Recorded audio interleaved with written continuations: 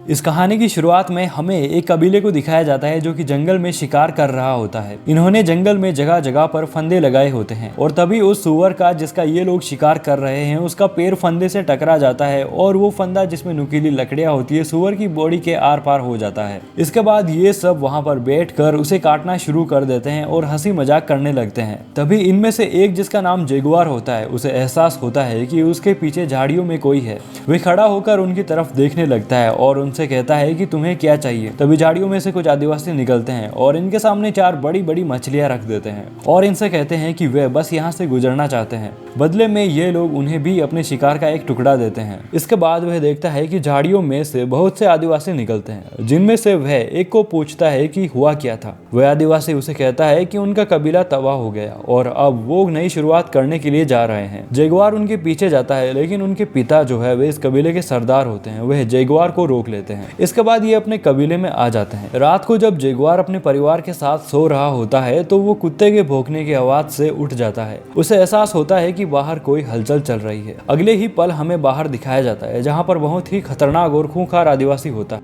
उसके सभी साथी पेड़ों के पीछे छिपे होते हैं जो उसके इशारा करने पर मशालों के साथ बाहर आ जाते हैं। जगुआर बाहर देखता है तो उसे वे लोग नजर आते हैं। वो समझ जाता है कि जरूर कुछ गड़बड़ है और वो अपने परिवार को लेकर यहाँ से निकल ही रहा होता है कि तभी इन हमलावरों में से एक हमलावर उस पर अटैक करता है लेकिन जगुआर उसे मार देता है। इसके बाद वे जगुआर अपने वाइफ और बच्चे को एक कुएं में उतार रहा होता है जो कि प्रेग्नेंट होती है। तभी उन हमलावरों में से एक हमलावर जगुआर को देख लेता है और उसकी तरफ दौड़ कर आता है। जगुआर जल्दी जल्दी अपनी वाइफ और बच्चे को उस कुएं में उतार देता है। तभी वह हमलावर उसके पास आकर उस पर अटैक करता है लेकिन जगुआर उसे नीचे गिरा देता है। वह हमलावर कुएं में गिरने ही वाला होता है लेकिन जगुआर उसे पकड़ लेता है। वह हमलावर जगुआर की वाइफ और बच्चे को उस कुएं में देख लेता है लेकिन इससे पहले कि वो किसी और को बता पाता जगुआर उसे मार देता है। जगुआर अपनी वाइफ से कहता है कि उसे अपने लोगों की हेल्प के लिए जाना होगा और वह अपनी वाइफ से जाते हुए प्रॉमिस करता है कि वह लौट कर जरूर वापस आएगा। यहाँ सबसे खूंखार आदिवासी मिडल आई होता है जो जगुआर पर चाकू से हमला करता है लेकिन जगुआर वे चाकू उसी की तरफ मोड़ कर उसे मारने ही वाला होता है लेकिन तभी इनके कबीले का सरदार आ जाता है। वो जगुआर को बंदी बना लेता है। मिडिल आई जगुआर को मारना चाहता है लेकिन उसका सरदार उससे कहता है कि उसे उसकी जरूरत है। इनके साथ जगुआर के पिता भी बंदी बनाए हुए होते हैं जिनसे जगुआर कहता है कि मुझे माफ कर दो पिताजी। ये आवाज वो मिडिल आई सुन लेता है जो जगुआर के सामने उसके पिता को मार देता है और जगुआर पे भी प्रहार करके उसे बेहोश कर देता है। जब जगुआर को होश आता है तो वो देखता है कि उसके सारे साथियों को बंदी बना लिया गया है। वो उस कुएं की तरफ देखता है जिसमें उसकी वाइफ और बच्चा होता है। सरदार का बेटा जगुआर को उस कुएं की तरफ देखते हुए देख लेता है। वो उस कुएं को जाकर चेक करता है लेकिन जगुआर की पत्नी कुएं के अंदर ही छिप जाती है और उसे नजर नहीं आती। वो कुएं में एक पत्थर फेंकता है लेकिन उसे कोई हलचल नहीं नजर आती। इसके बाद वो जो रस्सी कुएं में लटक रही होती है उसे काट देता है। इसके बाद इन्होंने जितने भी कबीले वालों को बंदी बनाया होता है उन्हें एक लंबे सफर के लिए ले जाते हैं। रास्ते में इन्हें वो कबीले वाले भी मिलते हैं जो सुबह इन्हें मिले थे जिन्होंने इन्हें मछलियां दी थी। इन खूंखार आदिवासियों ने उन्हें भी पकड़ लिया होता है। कबीले का सरदार इन्हें अपने इलाकों में ले आता है जहाँ इनके पास एक आदिवासी आता है और सरदार से पूछता है कि कितने आदमी है। सरदार उससे कहता है कि ये मेरा बेटा बताएगा लेकिन इस बार पैसे अच्छे चाहिए। यानी कि ये लोग इन्हें बेचने के लिए यहाँ पर पकड़ कर लाए थे।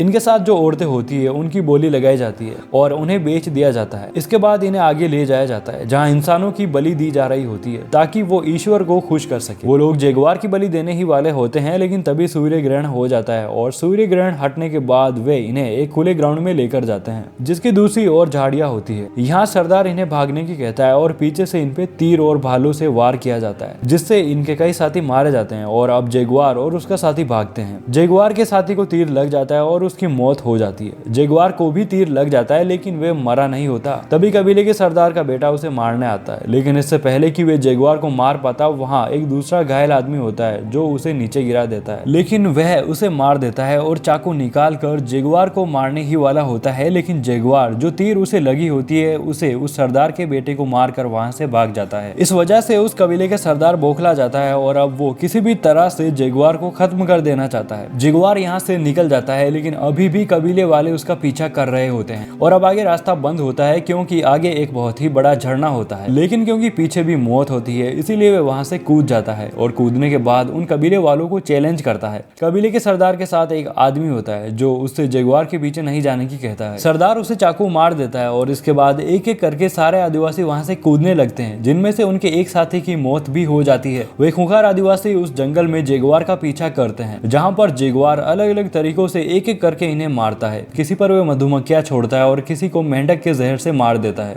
इसी बीच उसके सामने मिडिल आई आ जाता है जो उस पर अटैक करता है और अपने निशाने से चूक जाता है, लेकिन जेगुआर अपने निशाने से नहीं चूकता, वह मिडिल आई को मार देता है। तभी वहाँ पर बारिश होने लगती है और इधर जेगुआर की वाइफ उसे कुएं में होती है जहाँ पर पानी भरना शुरू हो जाता है और उसे पैन भी शुरू हो जाता है। जेगुआर उस कुएं तक पहुंच जाता है जहाँ उसकी वाइफ उसे बाहर निकालने की बोलती है, लेकिन जेगुआर के पीछे अभी भी बचे हुए 3 आदिवासी आ रहे होते हैं। उनमें से 2 आदिवासी कुएं में जेगुआर की वाइफ को देख लेते हैं और कबीले का सरदार जो सबसे खूंखार है जेगुआर के पीछे भागता है और उसे एक तीर भी मार देता है। जेगुआर इंजर्ड हो जाता है और फिर भी खड़ा होकर उस कबीले के सरदार को अपनी ओर आने के लिए उकसाता है। सरदार गुस्से से चाकू निकाल कर उसकी तरफ दौड़ने लगता है, तभी उसका पैर वहां पर लगे फंदे से टकराता है और उसी तरह उसकी मौत हो जाती है जैसे मूवी की शुरुआत में उस सुअर की हुई थी। लेकिन जेगुआर को यहाँ से भागना पड़ता है क्योंकि अभी भी 2 आदिवासी उसके पीछे होते हैं। उधर कुएं में जेगुआर की वाइफ की डिलीवरी हो जाती है और वो एक बच्चे को जन्म देती है। जेगुआर भागते हुए समंदर तक पहुंच जाता है और समुद्र की ओर देखने लगता है। तभी पीछे से वो 2 आदिवासी भी आ जाते हैं और वह भी जेगुआर को नहीं मारते और समुद्र की ओर देखने लगते हैं क्योंकि वहां पर बहुत बड़े बड़े जहाज अपना लंगर डाल रहे होते हैं और लोग अपनी कश्तियों से इस आइलैंड की तरफ आ रहे होते हैं। जेगुआर को यहाँ मौका मिल जाता है और वह भागकर अपनी वाइफ को उस कुएं से बाहर निकाल लेता है। इसके बाद हम देखते हैं कि जेगुआर की वाइफ उन जहाजों को देखती है और जेगुआर से कहती है कि क्या हमें उनकी ओर जाना चाहिए। जेगुआर उससे कहता है कि नहीं, हमें जंगल की ओर जाना चाहिए और यहीं पर ये मूवी एंड हो जाती है। तो दोस्तों, आपको हमारी एक्सप्लेनेशन कैसा लगा कमेंट करके जरूर बताइएगा और हमारे चैनल को सब्सक्राइब करना मत भूलिएगा। मैं मिलता हूँ आपसे अपनी अगली वीडियो में।